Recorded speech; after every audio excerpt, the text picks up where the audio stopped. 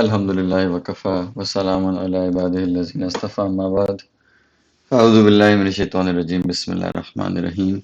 Allahumma salli ala Sayyidina Muhammad wa ala ali Sayyidina Muhammad wa barik wa sallim. Allahumma salli ala Sayyidina Muhammad wa ala ali Sayyidina Muhammad wa barik wa sallim. Allahumma salli ala Sayyidina Muhammad wa ala ali Sayyidina Muhammad wa barik wa sallim. Rabbi yassir wa la tu'assir wa tammim bil khair wa bika nasta'in ya Fattah ya Alim. ربي زدني علما ربي اشرح لي صدري ويسر لي أمري واحلل عقدة من لساني يفقهوا قولي Bismillah ar-Rahman ar-Rahim. Inshallah, today we will continue the way Islam spread in Makkah Mukarramah and how the persecution of the Quraysh of Makkah intensified with the spreading of Islam. Okay.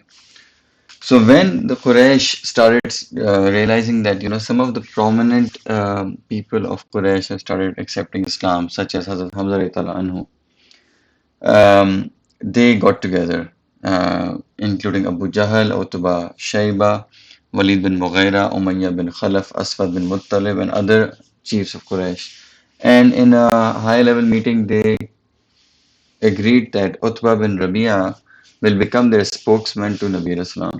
और वो जाके नबी इस्लाम को convince करेगा कि हमारे बुतों को, हमारे idols को जो है आप जलील करना छोड़ दें and we will give you whatever you want in return. Now Utbah bin Rabia was a person who was very accomplished in sorcery, soothsaying and poetry. तो वो शायर था, उसको बोलना आता था, he was a linguist.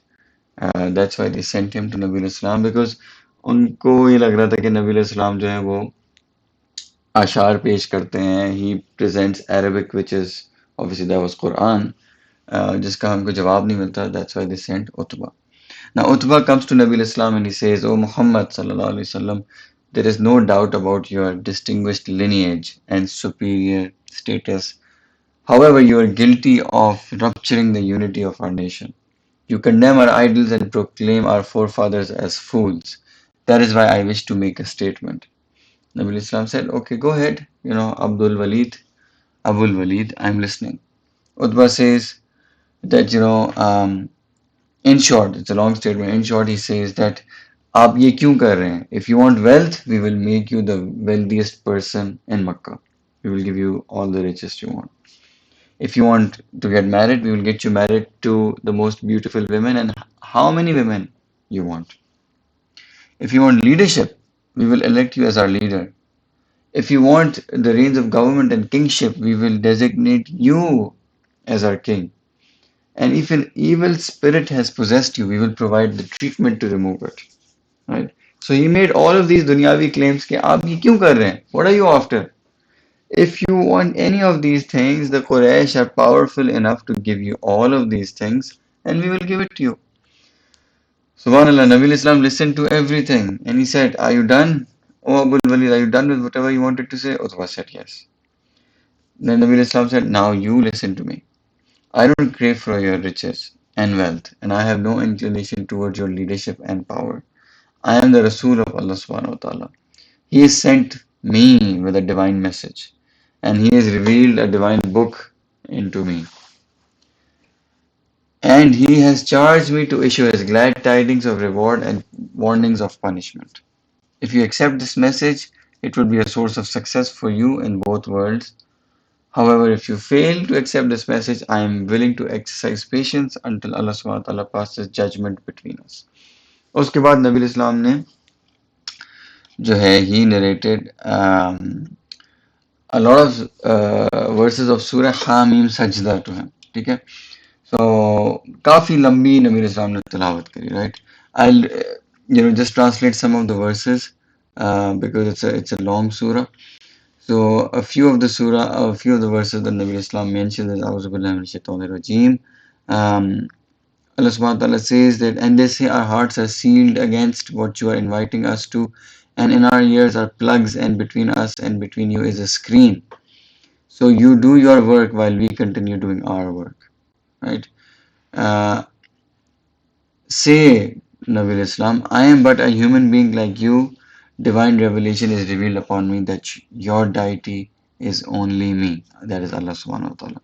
So take a straight path towards Him and seek His forgiveness, and woe to the disbelievers, those who do not pay zakat and they disbelieve in the hereafter. ठीक है. So नबी इस्लाम जो है तिलावत करते रहे, right? And he started, then after that, he started doing tilawat of verses जहाँ पे आद और समूद की कौमों के ऊपर जो अजाब आने वाला था उसकी तिलावत स्टार्ट की.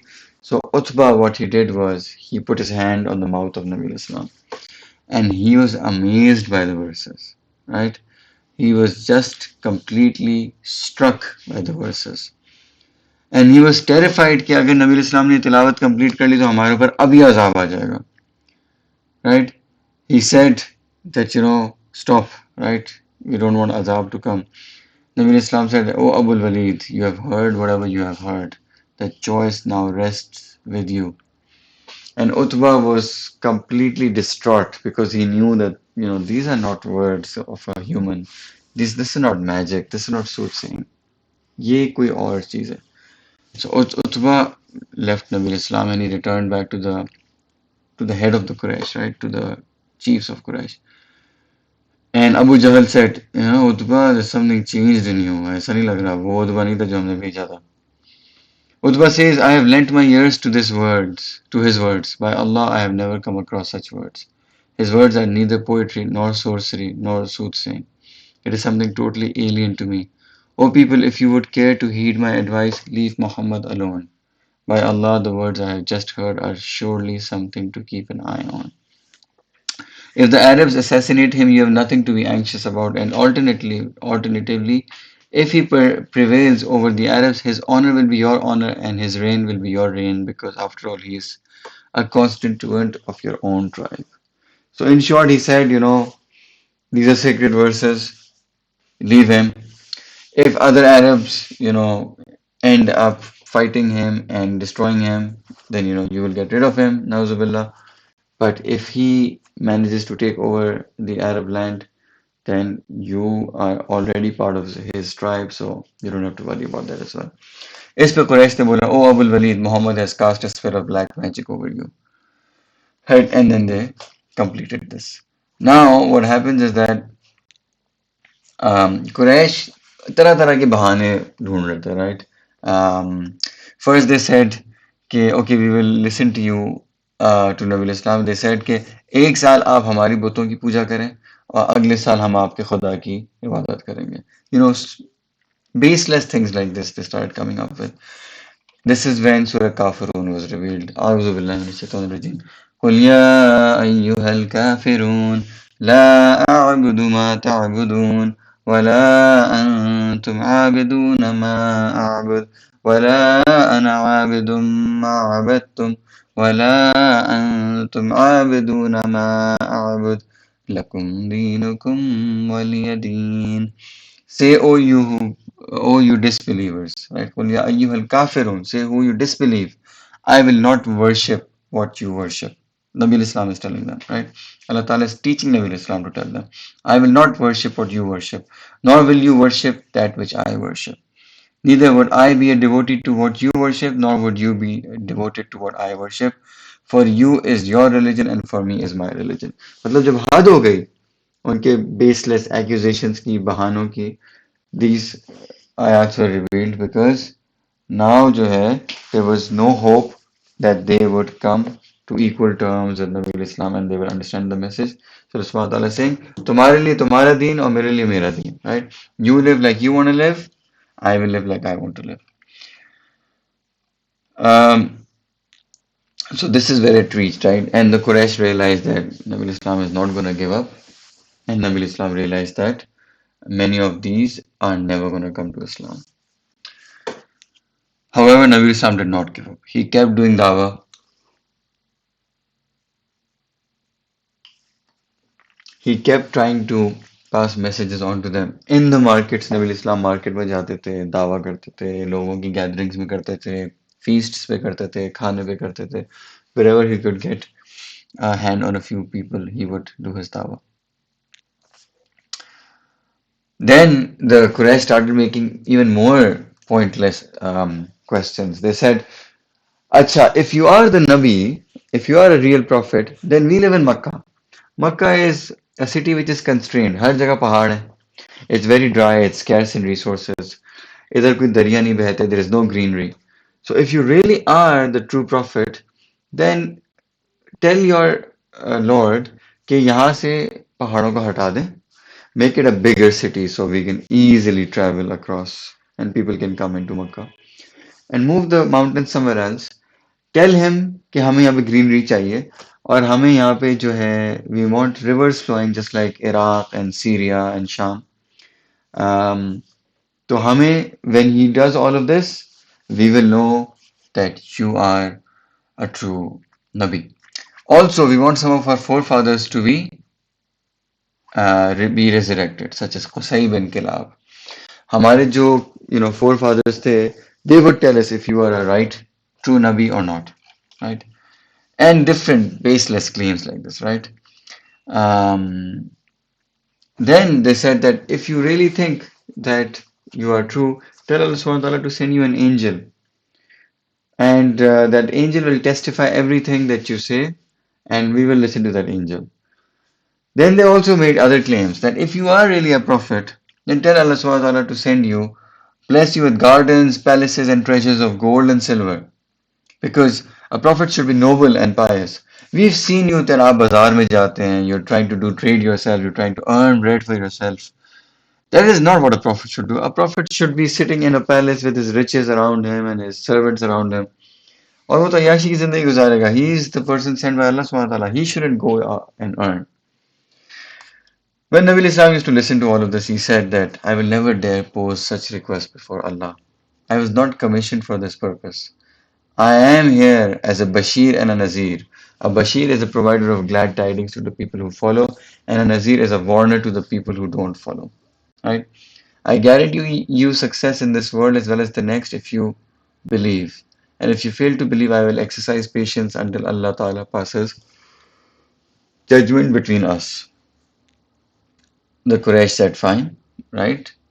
Um, tell Allah subhanahu wa ta'ala to punish us, right? And Nabi Islam used to say, okay. So it comes in Quran also, right? They used to say, ठीक है, if you want, Allah Ta'ala को बोले हमें punish करें अभी. And Nabi Islam used to say that it is up to Allah to decide to punish, right? It is not decided by you. ठीक है. So very frequently Nabi Islam had to answer these questions, and this is when Quraysh were also becoming. They came till the end. They came to the brink. They even went to as far as to Medina Munawwara. वहाँ पे कुछ Jewish scholars settled थे. They asked them that about this prophet. The Jewish scholars told them कि आप उनसे 3 सवाल पूछें. If he answers them correctly, he is the right prophet. Number one, ask him about the story of the people of the cave. Kahf, Ashab Kahf. Number two, ask him about the man who traveled the whole of the earth from east to west, about Zulqarnain. And number three, ask him about the Ruh. And they also told them that he will be able to tell you the answer to the first two, but the third one he would not know because Allah subhanahu wa ta'ala will not have revealed it to him. They were very joyous. They came back. They told Nabi Islam these questions. Nabi Islam said, I will tell you. Come to me tomorrow. I will tell you. He forgot to say, Inshallah. A few days passed, and Allah subhanahu wa ta'ala revealed Surah Kahf on Nabi Islam. And then Nabi Islam told the answers, right, of who were the Ashab Kahf, who was Zulqarnain. And Allah subhanahu wa ta'ala also told him that next time you make such a promise, O Rasulullah, say Inshallah, because he forgot to say Inshallah, right? But eventually, he also got the verses of the Ruh, where Allah subhanahu wa ta'ala says, um, that the Ruh is something that Allah subhanahu wa ta'ala knows and you don't know anything about it. So Nabi Islam replied in the affirmation. So इससे Quraysh को पता चल गया कि this is correct, right? He is absolutely correct. And Allah subhanahu wa ta'ala says another part of the Quran that they knew Nabi Islam as if they knew their own children. मतलब उनको पता था कि नबी Islam is a true prophet and उनको उसमें इतना यकीन था जितना किसी को अपनी औलाद होने पे यकीन होता है नो मतलब इससे ज्यादा क्या यकीन होगा इंसान को right but because of their treachery because of their stubbornness and arrogance and disbelief they did not want to accept it. So what did they end up doing? They started persecuting Nabi Islam and the Sahaba Karam. So then they realized कि अब कुछ नहीं हो सकता, we have to do it by force. You know, we've tried discussing with him, we've tried challenging him, we've tried asking him for miracles, we've tried, you know, going to Jewish scholars, we've tried sending him the elders, we've tried going and threatening Abu Talib. कुछ नहीं हो रहा. We have to do it by force now. So Munib Ghamdi Radhiyallahu anhu, Sahabi, he relates, I observed Nabi Islam summoning the people to Islam, pleading with them, O people, say La ilaha illallah, you will be successful. But I also witnessed some ill-fated souls hurling abuse at him, Nauzubillah. Some people were spitting at him, Nauzubillah, while others were busy flinging sand at him. तो ये बाजारों में होता था नबी इस्लाम जब दावा देते थे कुछ लोग एक्सेप्ट करते थे कुछ लोग नाउजुबिल्ला बुरा भला कहते थे कुछ थूक फेंकते थे कुछ मट्टी फेंकते थे this is how it started and then he said that I saw a young girl carrying water who was Hazrat Zainab radiallahu anha Nabi Islam's daughter she approached Nabi Islam and gave him water so he could wash in a bowl in a bucket so he could wash his face his blessed face and his blessed hands um, Urwa bin Zubair anhu says that I once asked Abdullah bin Amr and bin As anhu to relate to me about the persecution. And he said that on one occasion Nabi Islam was engaged in Salah in the Hatim area when Uqba bin Abu Mu'ayt yanked a cloth over Nabi Islam's neck and tugged it so rigidly that he almost strangled him. Abu Bakr anhu unexpectedly appeared on the scene and jostled Uqba aside and then he recited the following words A'udhu أتقتلون رجلا أن يقول ربي الله وقد جاءكم بالبينات من ربكم Are you killing a man who says my only Lord is Allah and he has presented to you corroborating evidence from your Lord? Right? So Abu Bakr Siddiq anhu was a brave man of valor. He used to get into crowds. Nabi Islam के ऊपर जब भी कुरैश मक्का होते थे physically they wanted to torture him. You know, even though some of the other Sahabi were afraid of going in because there were too many people and they were outnumbered, Hazrat Abu Bakr Siddiq didn't used to care for his life. He used to go into the mob, you know, throw some people behind, hurl punches at some, and then used to go and protect Nabi Islam. Okay? So once Hazrat Ali anhu was sitting, he was giving a khutbah later on in life, and he asked the Sahaba Karam, tell me who is the bravest and most valiant person. They used to say, oh, Ali, it's you unquestionably. Um, he said that no, the most bravest person is Abu Bakr. Anhu. Why? Because when Nabi Islam was getting oppressed and there are other people who did not have the courage to intervene, Abu Bakr anhu used to go and intervene. Subhanallah, right? That's why he is a Siddiq. He never cared about himself. He just wanted to make sure Nabi Islam did not get hurt. Okay. Usman bin Affan anhu narrates that I once saw Nabi Islam performing tawaf of the Kaaba. Uqba bin Abu Mu'ayt, Abu Jahl and Umayyah bin Khalaf were sitting in the Hatim area. As soon as Nabi Islam passed by, they uttered a few obscene words at Nabi Islam. फिर second दफा फिर third दफा फिर when they did in the third round, Nabi Islam said, by Allah, you will never give up until the punishment of Allah Ta'ala does not swiftly befall you. Hazrat Usman Ta'ala says that there wasn't a single one of them who was not trembling with fear because obviously Kabe ke paas badwa dena was also very big for them. And Hazrat Usman anhu says that by Allah I saw them all slaughtered at our hands. A lot of them were killed in the battle of Badr. Okay. Then Hazrat Abdullah bin Masud anhu narrates that Nabi Islam was once performing Salah in the Haram area. Abu Jahl and his friends are also present. Abu Jahl challenged his friends. Is there anyone amongst you who has the courage to go and fetch the tripe of so and so camel, which is, the intestines of the camel, ओजड़ी जिसे हम कहते हैं ना, and place it on Muhammad sallallahu alaihi wasallam's back as he goes into sajda. इतनी गंदी हरकतों पे आ गए थे कि ओजड़ी उठा के नबी इस्लाम की बैक पे रखना था. Uqba bin Abi Mu'ayt, the most ill-fated, he took up the challenge. He went, he fetched the ओजड़ी, और जैसे ही नबी इस्लाम सजदे में गए, वो जाके नबी इस्लाम के पीठ मुबारक पे उन्होंने ओजड़ी रख दी. और नबी इस्लाम इज इन सजदा, right? Imagine he sings Subhana Rabbiyal A'la, and उनके पीछे ओजड़ी रखी हुई है, which is heavy, which is disgusting, which is smelling, right? गंदगी उनके पीछे रखी है. And look at the patience and sabr and perseverance of Nabi Islam, right? Abdullah bin Masud says, I was busy witnessing the whole scene, but I could not do absolutely anything. The disbelievers, on the other hand, they were glancing at each other, हंस रहे थे, they were falling upon each other, मतलब लौट रहे थे हंस हंस के, नाउजुबिल्लाह. And in some narrations, it's written that Hazrat Fatima anha, she was a small girl at that time. She came and she rushed and she took it off from Nabi Islam's back. And as soon as Nabi Islam finished praying, he did bad dua, right, um, on all of these people in front of the Kaaba. Upon Abu Jahl, Uqba bin Rabi'a, Shayba bin Rabi'a, Walid bin Utba, Umayyah bin Khalaf, right?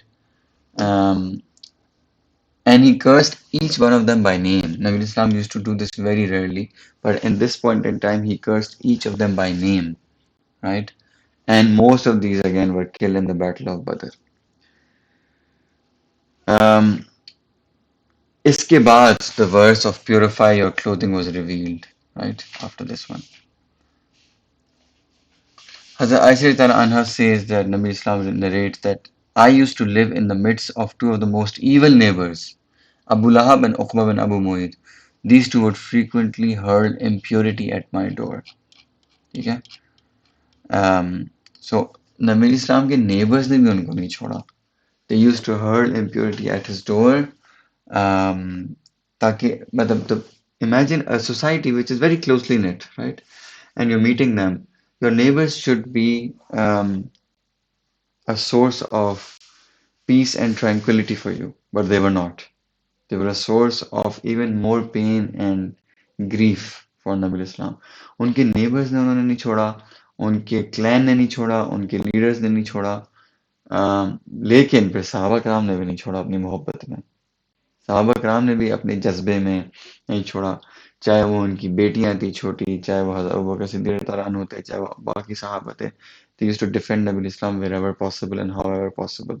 The Sahaba were weak at that time. Most of them were, not powerful in terms of society, but उन्होंने कभी नबी इस्लाम को पीछे नहीं छोड़ा.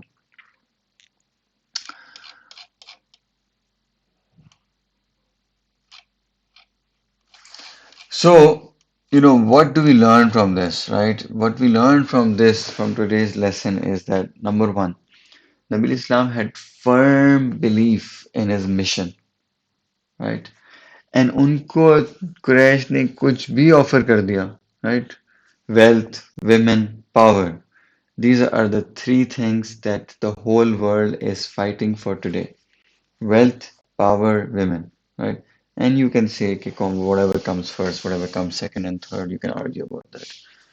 Lekin at that time, Quraysh offered everything to Nabi Islam.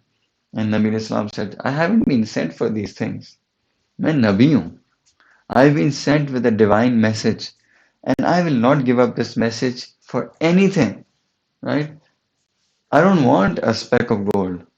एक और वाक्य आता है जिसमें नबी इस्लाम is walking, and he is obviously, from a poor background, in the sense that Nabi Islam की कोई बहुत lavish जिंदगी नहीं थी, and sometimes he used to struggle also in his meeting the daily ends meet.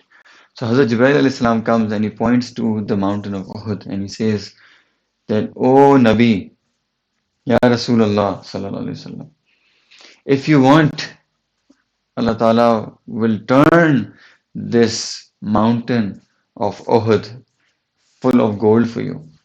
so that you will never ever have to despair and face poverty. You are the Rasul of Allah subhanahu wa ta'ala. And Nabi Islam said that I haven't been sent to do this. I haven't been sent to collect riches or to live this worldly life. I have been sent to pass the message of La ilaha illallah Muhammad Rasulullah, and I will do that till my last breath. That is my only mission. So the first lesson we learn is when we want to do something, right? Especially in deen, जब हमें कोई चीज़ achieve करनी होती है तो शैतान और नफ्स हमारे सामने बहुत obstacles फेंकेगा. Hundreds of obstacles. Our friends will become obstacles, our family might become obstacles, our neighbors might become obstacles, our studies might become obstacles, our profession might become an obstacle, our living style might become an obstacle. Our children can also become obstacle, our wealth can become an obstacle. But we have to smartly navigate through those obstacles. We don't have to, say no to our family and parents and children or spouse, etc., etc.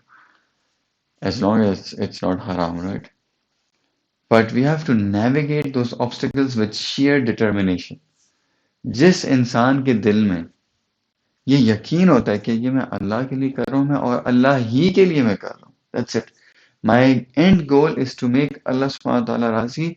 He or she will end up doing it because they will get the help of Allah subhanahu wa ta'ala. No obstacle is big enough to reach Allah subhanahu wa ta'ala. ऐसा कोई obstacle है ही नहीं जो आपको अल्लाह ताला से रोक सके. And without you trying everything, वो हट ना सके. That's not impossible. It's impossible. But what we need is sheer determination in our hearts and in our minds कि this is my goal. कि मुझे ये अचीव करके रहना है. मुझे अल्लाह ताला को पा के ही रहना है. मुझे नबी इस्लाम की सुन्नतों पे अमल करके ही रहना है. I want to live a life, a Nabawi life, a life full of the Sunnat of Nabi alayhi salam. I want to live my life as per the guidance of Quran and Sharia. And make that intention and try all the asbab and make dua to Allah subhanahu wa ta'ala. जब आप दुआ करेंगे और आप कोशिश भी कर रहे हैं, असबाब भी इख्तियार कर रहे हैं और अल्लाह ताला से रुजू भी कर रहे हैं, राइट? कि अल्लाह ताला मेरी मदद फरमाए. I can't solve this. I'm stuck in this position. I'm stuck in this situation. I can't get out of this, and I'm not getting support. Allah subhanahu wa ta'ala will take you out. You need to have sabr, patience, and you need to have the right irada. And Allah subhanahu wa ta'ala will take you out. And inshallah, when you're out of that situation, and if you look at that situation back after a few years, you will say कि इतना आसान था, right? जैसे हम कहते हैं ना, people who graduate from college and now they're working in their lives, they look back, they say, college life was so relaxed, right? Look at our life now. When you go to college, the kids say, school life was so relaxed, look at us now. Why? Because once आप पार कर लेते हैं उस obstacle को या उस चीज को आप अकम्प्लिश कर लेते हैं, then you feel it's easy, right? But at that in moment ऐसा लगता है कि पहाड़ है सर पे. So this is a sunnah of Nabi Islam that you should be determined to achieve something. Also in dunya, if it's halal, right? If you want to achieve something that is halal, let's say you want to finish a project, which is very difficult, आप अपनी पूरी कोशिश करें, ठीक है? और आप अल्लाह ताला से मांगें, आप वो करके ही रहेंगे, right? Even though you'll have obstacles around you. It's not doesn't only apply to deen, it applies to dunya also. This is the rule of thumb in the life of a Muslim. कोई भी चीज achieve करनी है आपको which is halal, right? You should make firm intention, do it with all your heart and mind, do all the asbab and ruju ilallah. और वो आ पाएंगे, inshallah. And you will see it in your own life that you will achieve that.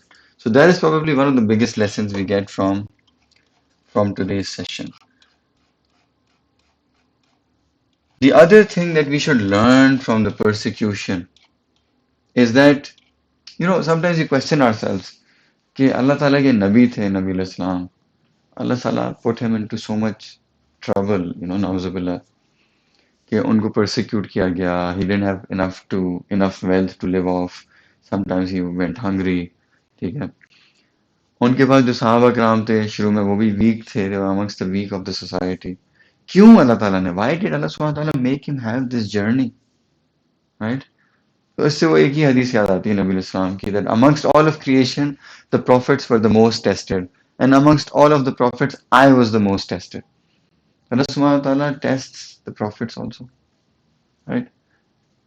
And also the one of the other big reasons is that Allah ताला ने उनकी जिंदगी हमारे लिए मिसाल रखी है, and that is the whole point of doing the seerat।